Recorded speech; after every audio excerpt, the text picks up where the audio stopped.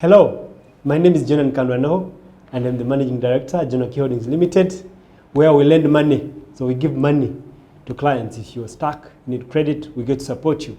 I am here again to share with you of what the Lord has put on my heart.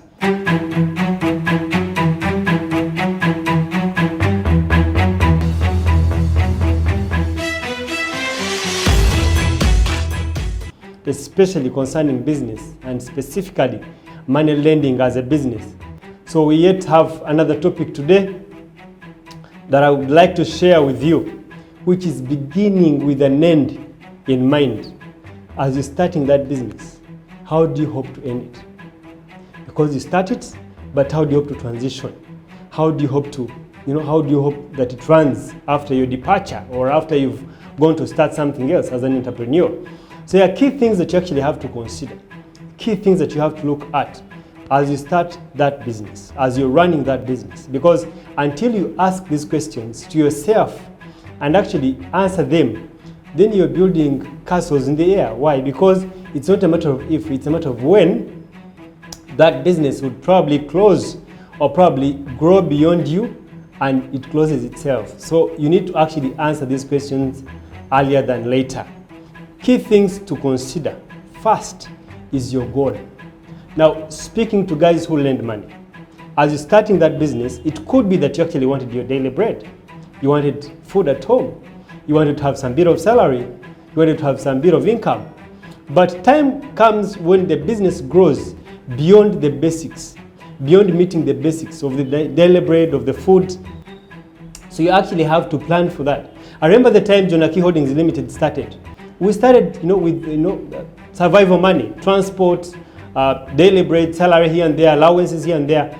But time comes when your income is actually beyond the money that you need to fend for food, the money that you need to probably pay rent. You actually start making real money. So if you do not have the goal that you ultimately have in mind, that you want to do beyond the food, then you get to struggle. So the key thing to establish, if you don't have, is what is the goal of starting that business. Because remember, it's not about you. The business is not yours. You're just stewarding it. The Lord chose you at that particular moment to steward that business. You would have chosen someone else. And remember, you're employing a number of people, which people actually have several other dependents. So meaning that if that business closes, it is not affecting you alone, but a number of other dependents, which dependents, a number of other of the staff that work there, but also they have their dependents, a number of them. So actually you could be employing 5 people and yet you're employing 50 people, or you're employing 30 people. Why? Because those guys have a line that they actually fend for, they support. So it's not about you. And the moment that comes to your mind, the earlier the better, because then you'll have to approach things differently. So have the goal, Then 2, understand your criteria. What is your lending criteria? What products are you focusing on? Because there are many markets. You've seen guys who lend in the markets. You've seen guys who lend against, corporately. They lend to employees of different institutions. You actually have to find out your niche, because if you don't have a niche that you lend to, your sustainability in the business is not guaranteed.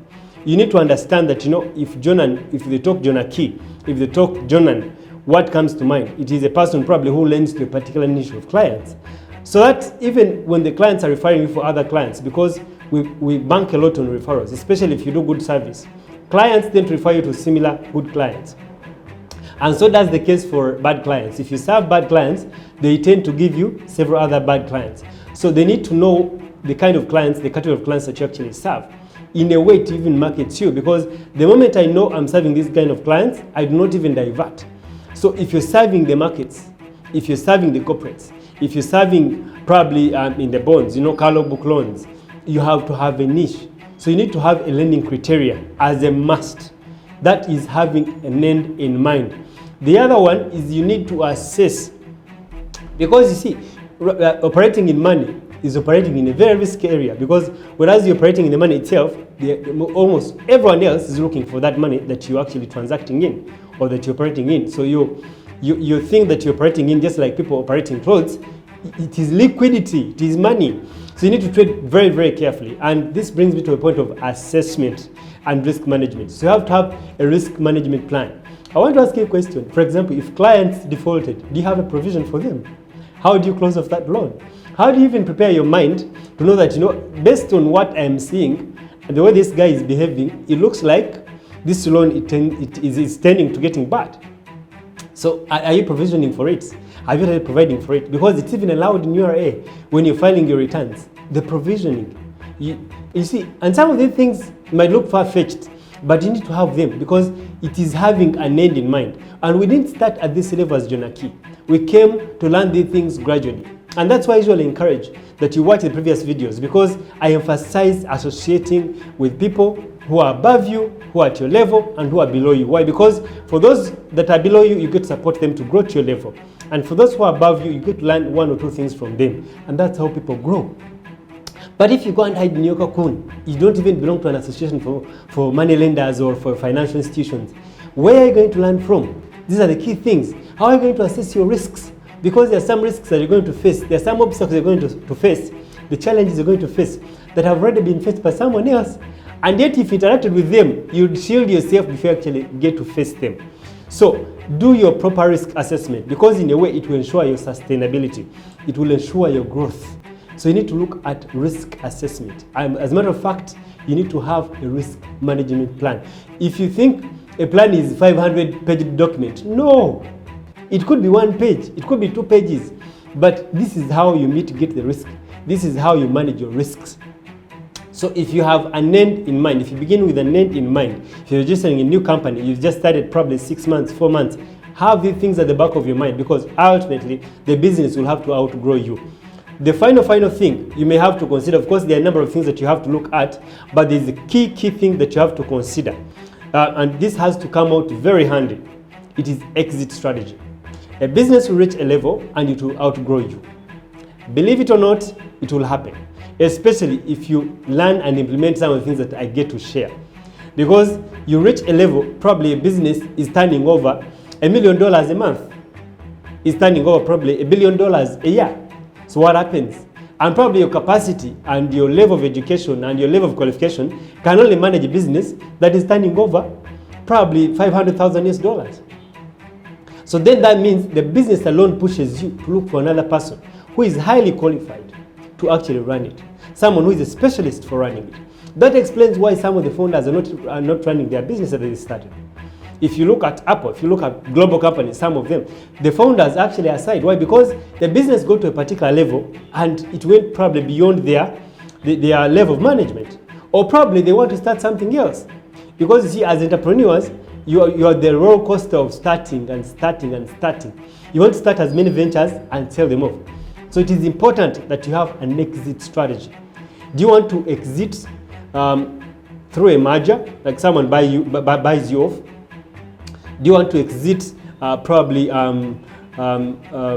delegate it to someone else as a family business as you transition? Do you have any other means? But think about it. You have to have an exit strategy. How do you want to exit that business? Because ultimately you'll have to exit. So you need to prepare now so that you can exit peacefully and the business can actually run without you. There's a book I'd advise. There's a book I'd advise, Built to Last by Jim Collins, but also it emphasizes, running a business as if you want to sell it. There's another book called Built to Sell. You build a business as if you want to sell it. That even if you don't sell it, it will still grow. Because if I'm buying a business, I'm not buying you. I am buying the business. It should be able to sustainably run without you. So the details of this can be touched on in the physical interactions through my masterminds that I run, but also you can check us out on our website in case you want more material at www.jonakiholdings.com. Please subscribe. You can leave a comment of the topic that you want me to talk about, but together we shall grow, because I believe in iron sharpens iron, as the Bible says in Proverbs. So we got to grow together. You don't have a choice. You don't have an option. We have to grow together, especially to clean up our industry as money lenders. Thank you for watching, and God bless you.